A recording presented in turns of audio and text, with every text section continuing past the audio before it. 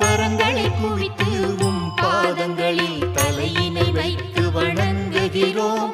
எங்கள் வேண்டுதலை கேட்டருள்வி சாயிநாதரே. பக்தியுடனோ இல்லாமலோ உமது இடம் நாடி வந்துள்ளோம். எமக்கு உமது அருளை தந்தருள்வீரே சத்குருநாதா.